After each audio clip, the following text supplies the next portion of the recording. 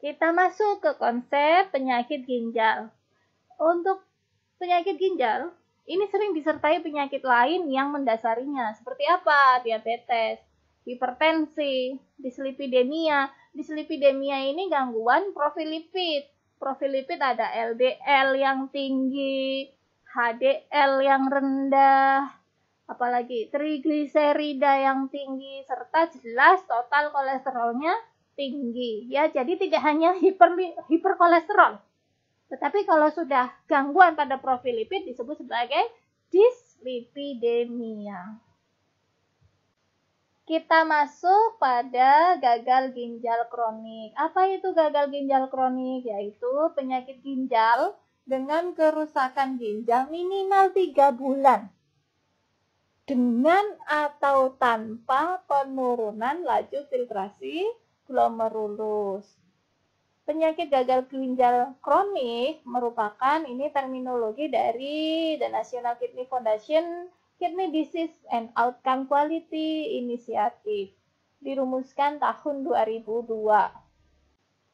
Kriteria definisi penyakit gagal ginjal kronik menurut tadi singkatannya NKF-KDOH. 1. Pasien menderita PGK jika memenuhi kriteria berikut. 1. Kerusakan ginjal, ini baik struktural maupun fungsional, yang dialami minimal 3 bulan atau lebih, dan bermanifestasi sebagai satu atau lebih dari gambaran berikut. Jadi pertama, ini ada kerusakan ginjal baik struktur maupun fungsional yang dialami minimal 3 bulan. Kemudian manifestasinya dari satu atau lebih gejala yang ini di bawahnya. 1. Kelainan komposisi darah dan urin. Contoh ada anemia, ada dislipidemia, ada apa lagi? Ada kelainan komposisi urin, berat jenisnya. Kemudian misal ada peningkatan urea di plasma, seperti itu. Kemudian ada kelainan radiologis, dari gambaran ginjal ada kelainan. Apakah ada batu ginjal? Apakah ada pembesaran ginjal? Kemudian ada kelainan biopsi ginjal, serta laju filtrasi glomerulus kurang dari 60 ml per menit yang telah dialami lebih atau sama dengan 3 bulan, dengan atau tanda lain kerusakan ginjal seperti pada butir nomor 1. Paham ya? Stase ginjal ini stase gagal ginjal dibagi menjadi 5 stadium. Ya, stadium 1, 2, 3, 4, 5 dengan klasifikasinya. 1 ada kerusakan ginjal. Kerusakan ginjal ini filtrasinya masih 90 mm per menit, mililiter per menit. Ya, masih normal.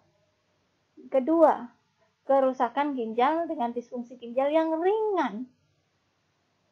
Laju filtrasi glomerulus 60 sampai 89 ml per menit. Stadium menengah 30 sampai 59. Stadium berat 15 sampai 29. Dan terakhir, ini end stage kidney disease, stadium terminal. Ya. Artinya apa? Laju filtrasi glomerulusnya kurang dari 15 ml per menit per luas permukaan tubuhnya. Faktor risiko yang menyebabkan gagal ginjal kronik ada riwayat keluarga, genetik, kemudian ada displasia, hipoplasia, kemudian ada uropati obstruktif, reflux vesiko-ureter, ya. Misal ada batu ureter, ada infeksi saluran kemih, ya. Kemudian ada reflux, cairan urin kembali lagi ke ginjal, ke pelvis ginjal. Kemudian bisa riwayat nefritis akut, sindrom nefrotik, ada sindrom hemolitik uremik, DM, lupus, riwayat hipertensi. Ada penelitian penyebab tersering dari Gagal ginjal kronik adalah penyakit ginjal hipertensi, kemudian ada nefropati diabetika,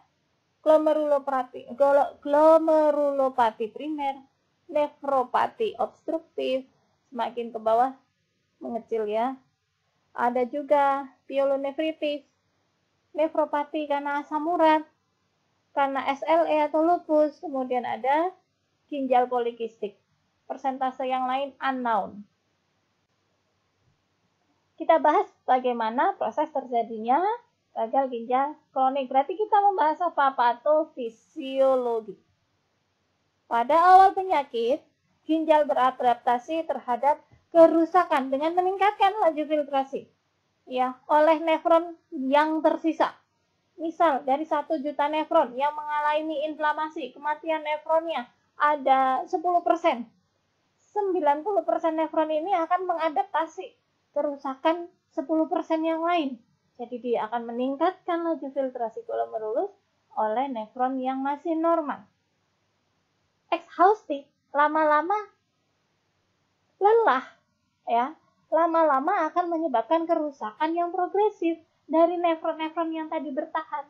Kerusakan glomerulus yang progresif akibat peningkatan tekanan hidrostatik pada dinding kapiler dan efek toksik protein yang melintasi dinding kapiler.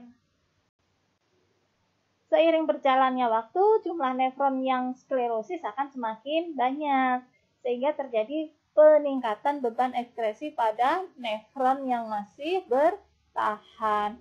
Bila kondisi ini terus berlangsung, ya semakin banyak nefron yang rusak, karena nefron yang sehat harus mengcounter nefron yang sakit. Pada akhirnya mereka kelelahan, ya tidak mampu mengkompensasi lagi, sehingga berakhir dengan gagal ginjal terminal. Kondisi proteinuria pada PGK merupakan tanda penting kerusakan ginjal. Proteinuria berperan dalam penurunan fungsi ginjal karena protein yang melintasi dinding kapiler glomerulus bersifat toksik. Harusnya tidak ada protein yang mampu lolos ya terfiltrasi di glomerulus.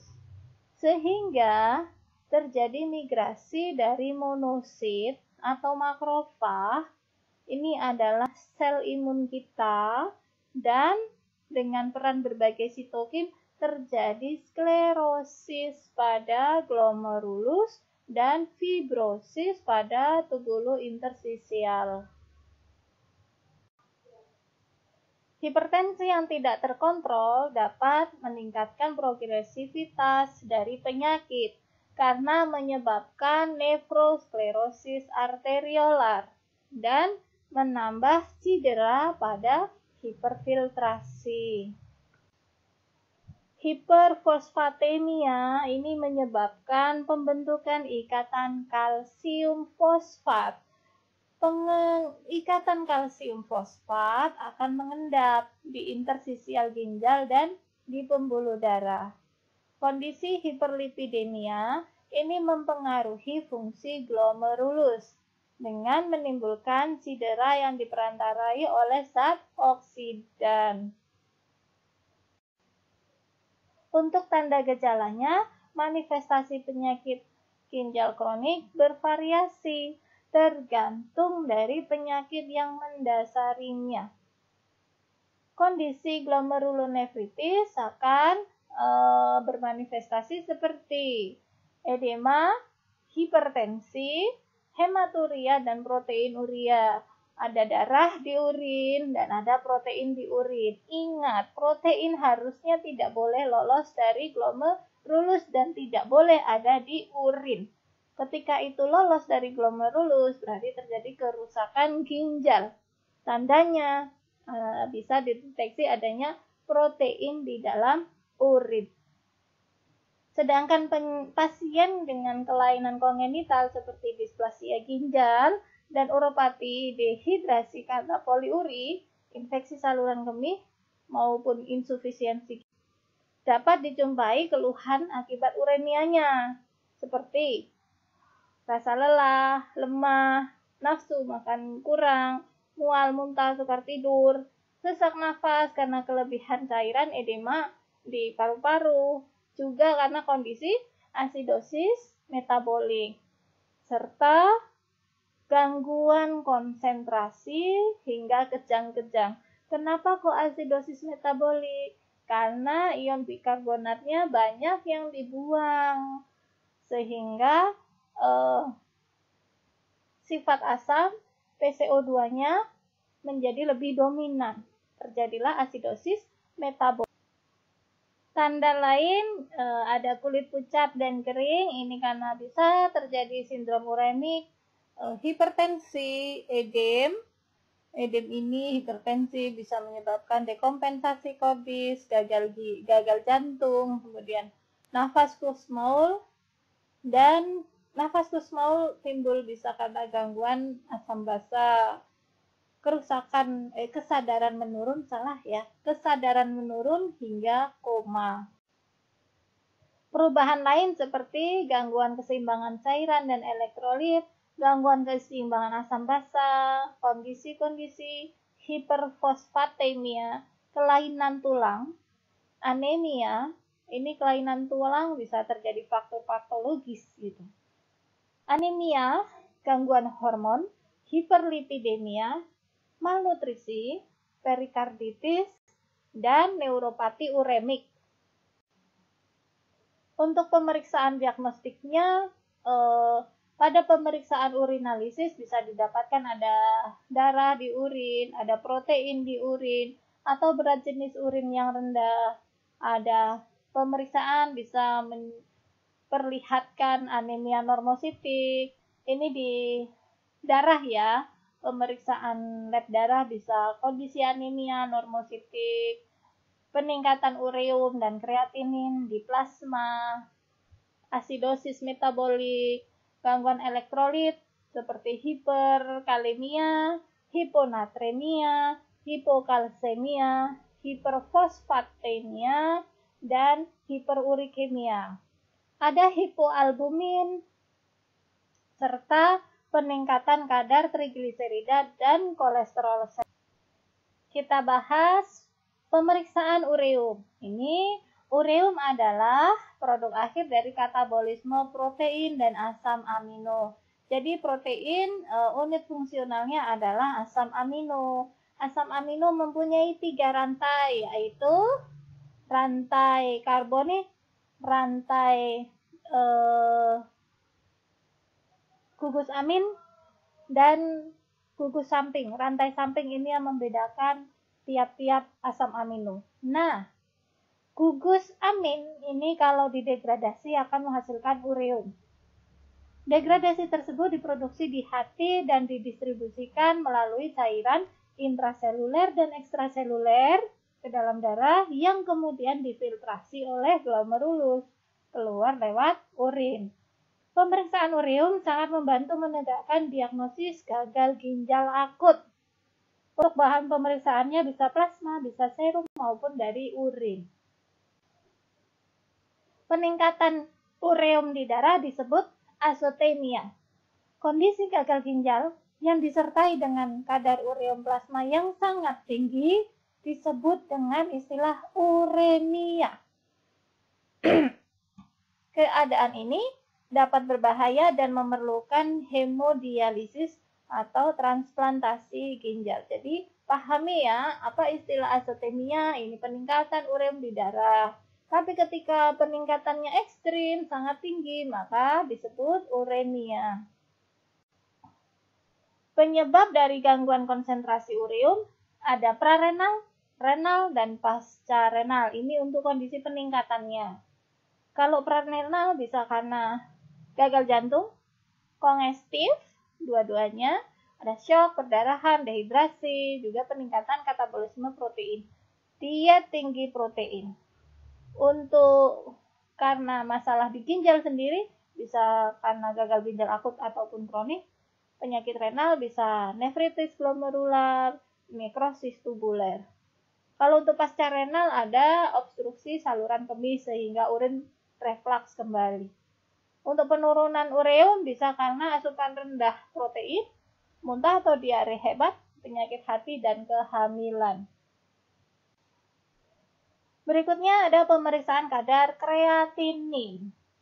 Kreatinin adalah hasil dari pemecahan kreatin fosfat. Ini digunakan untuk energi tinggi. Kreatin fosfat diproduksi oleh tubuh secara konstan di otot untuk kontraksi. Ya, jadi ini adalah sumber energi tinggi. Bereaksi untuk respon fight or flight. Kadar kreatinin berhubungan dengan massa otot, menggambarkan perubahan kreatinin dan fungsi ginjal. Kadar kreatinin relatif stabil karena tidak dipengaruhi oleh protein dari diet. Saya sedikit share, kreatin ini dibentuk dari arginin, hati-hati ya. Untuk pemeriksaan kadar kreatinin, ekskresi kreatinin dalam urin dapat diukur dengan menggunakan bahan urin yang dikumpulkan selama 24 jam. Bisa juga serum untuk mengukur kemampuan filtrasi glomerulus. Jadi bisa bahannya urin, bisa bahannya serum. Ini digunakan untuk memantau perjalanan dari penyakit ginjal. Diagnosis gagal ginjal dapat ditegakkan bila nilai kreatinin serum meningkat di atas rujukan normal. Pada keadaan gagal ginjal dan uremia, ekskresi kreatinin dari glomerulus dan tubulus ginjal menurun. Kadar kreatinin berada dalam keadaan relatif konstan sehingga menjadikan sebagai petanda bahwa filtrasinya baik. Kalau dia konstan berarti filtrasi ginjalnya baik. Untuk nilai rujukannya pada pria dewasa, wanita dewasa, anak, ya, dengan sampelnya masing-masing. Bisa plasma atau serum ataupun urin 24 jam. Tergantung dengan metodenya, bisa metode Jave, bisa metode enzimatik. Tergantung rumah sakit pakainya metode apa, rujukannya akan berbeda nilainya. Berikutnya, clearance kreatinin. Berbedakah dengan kreatinin serum atau urin? Berbeda. Clearance suatu zat, jadi clearance adalah pembersihan. Clearance suatu zat adalah volume plasma yang dibersihkan dari zat tersebut dalam waktu tertentu. Kalau clearance kreatinin berarti adalah pembersihan kreatinin. Clearance kreatinin merupakan pengukuran GFR tadi laju filtrasi glomerulus yang tidak absolut karena sebagian kecil kreatinin direabsorpsi oleh tubulus ginjal dan sekitar 10% kreatinin urin disekresikan oleh tubulus. Namun, pengukuran clearance kreatinin memberikan informasi mengenai perkiraan berapa pasien itu laju filtrasi glomerulusnya. Sehingga kita bisa mendiagnosis ini stage gagal ginjal keberapa. Nilai rujukannya laki-laki 97 sampai 137 per menit, kemudian perempuan 88 sampai 128 ml per menit per 1,73 kubik. Berikutnya ada pemeriksaan albumin, kondisi mikroalbuminuria. Patologis ya, mikroalbuminuria adalah suatu keadaan ditemukannya albumin di urin sebesar 30 sampai 300 mg per 24 jam. Ini memberikan tanda awal penyakit ginjal. Proteinuria juga dapat digunakan untuk memonitor perkembangan penyakit ginjal dan menilai respon terapi. Proteinuria yang lebih dari 3,5 gram, berarti udah besar ya. Kalau tadi mikroalbuminuria ini masih satuannya miligram. Ketika proteinurianya lebih dari 3,5 gram, berarti dapat ditemukan pada sindrom nefrotik. Ini sudah tinggi. Berikutnya ada pemeriksaan inulin. Ya, inulin ini molekul yang kecil. Inulin dibersihkan secara total, secara menyeluruh oleh ginjal. pembersihan inulin atau clearance inulin menggambarkan fungsi filtrasi ginjal, karena inulin adalah zat yang total difiltrasi. Tidak ada yang direabsorpsi dan tidak ada yang disekresikan oleh tubulus ginjal. Total difiltrasi oleh glomerulus, buang lewat urin. Tidak ada yang direabsorpsi kembali, tidak ada yang disekresikan lewat tubulus. Pemeriksaan inulin ini membutuhkan prosedur khusus dan waktu observasi dan harganya cukup mahal sehingga jarang dilakukan. Ya, ini protein yang sangat kecil. Nilai normal sebagai pengetahuan, nilai normal clearance inulin setiap umur dengan jenis kelaminnya. Ya, bisa dilihat. Untuk pemeriksaan zat berlabel radioisotop bisa saja dilakukan apakah pasien ini mengalami gagal ginjal atau tidak dengan radioisotop. Bisa untuk menilai laju filtrasi glomerulus dengan EDTA, dengan iotalamin, dan DPTA. Kekurangannya ini pasien terpapar radiasi, walaupun ini masih dosis terapeutik ya. Dosis tidak membahayakan. Biayanya mahal, butuh alat kamera gamma dan tenaga ahli. Jadi ini dilakukan oleh ahli radiologis. Sehingga jarang digunakan secara rutin, hanya kasus-kasus spesifik saja. Komplikasi dari penyakit ginjal kronik antara lain malnutrisi, anemia, hipertensi, gangguan elektrolit, dan osteodistrofi renal, gangguan tulang karena masalah di ginjal. Bahas satu-satu. Anemia pada gagal ginjal kronik. Anemia pada penyakit ginjal kronik ini paling sering disebabkan karena defisiensi eritropoietin dan zat besi. Ingat, ginjal berfungsi sebagai bagian dari sistem endokrin, menghasilkan hormon renin, hormon eritropoietin, hormon 1,25 dihidrokolesterol, dan prostaglandin. Ingat di slide awal ya, defisiensi dari eritropoietin akan mengganggu produksi sel darah merah dan asupan zat besi yang kurang. Kenapa asupan zat besi kurang? Karena penurunan nafsu makan, sehingga tidak mampu menjaga cadangan besi di dalam tubuh. Anemia akan memperberat, menyebabkan kelemahan, penurunan aktivitas, daya konsentrasi, kognitif, serta berkurangnya kekebalan tubuh, sehingga ini semakin menurunkan kualitas hidup pasien dengan gagal ginjal kronik. Anemia berat dapat meningkatkan beban jantung. Kenapa? Karena sel tetap membutuhkan oksigen, tetapi pembawa oksigennya sedikit karena kondisi anemia dikompensasi oleh jantung. Saya harus pompa yang banyak supaya cukup oksigen di jaringan. Akibatnya apa? Menyebabkan hipertrofi ventrikel kiri, pembesaran dinding ventrikel kiri, sampai terjadi kardiomiopati maladaptif. Ini akan meningkatkan risiko kematian karena gagal jantung maupun karena penyakit jantung iskemik. Selanjutnya, komplikasi hipertensi pada gagal ginjal kronik. Kejadian hipertensi pada penyakit ginjal kronik tinggi, mencapai 63% pada stadium 1, bahkan meningkat 80% pada stadium 4 dan 5. Ini disebabkan oleh kelebihan cairan dan aktivasi dari sistem renin angiotensin aldosteron RAA. Hiperkalemia pada gagal ginjal kronik bisa terjadi karena ketidakmampuan ginjal mengekskresikan kalium.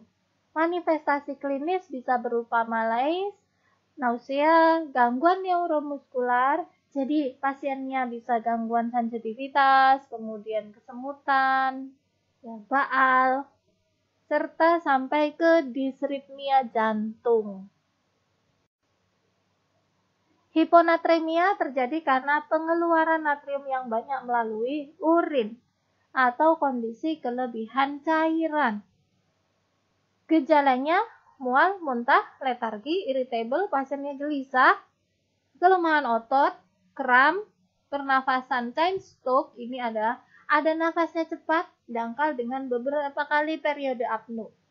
Gangguan kesadaran, bisa kejang umum, bahkan kematian. Hipokalsemia. Hipokalsemia ini disebabkan oleh berbagai faktor seperti kondisi hiperfosfatemia, kemudian absorpsi yang tidak adekuat di saluran cerna, serta resistensi tulang terhadap hormon paratiroid. Ingat kembali fungsi hormon paratiroid untuk menjaga kalsium di tulang.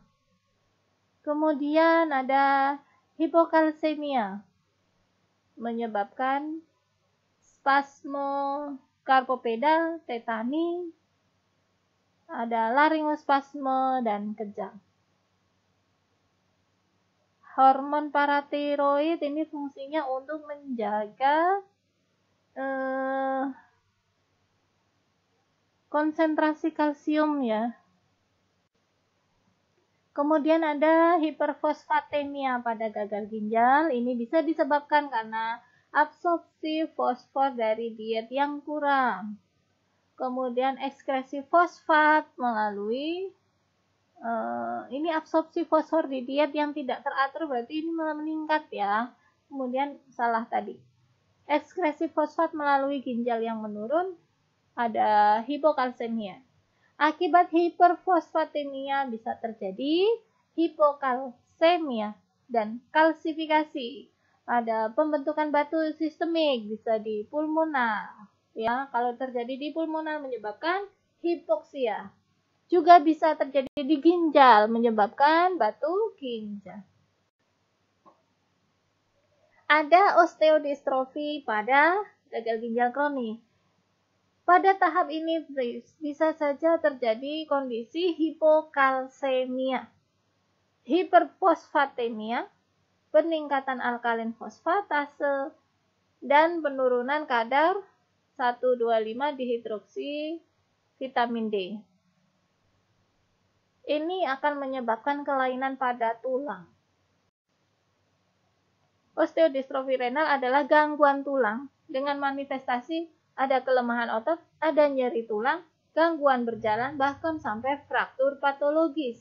Serta kalau gagal ginjalnya terjadi pada anak kecil, menyebabkan gangguan pertumbuhan, jadi gangguan tinggi badan pada anak.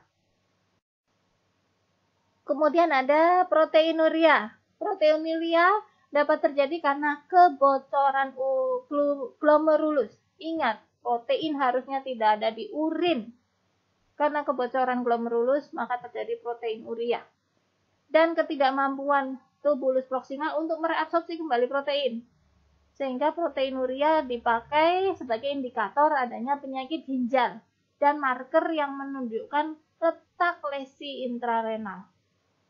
Proteinuria glomerular dicurigai apabila rasio protein urin dengan kreatin lebih dari 1.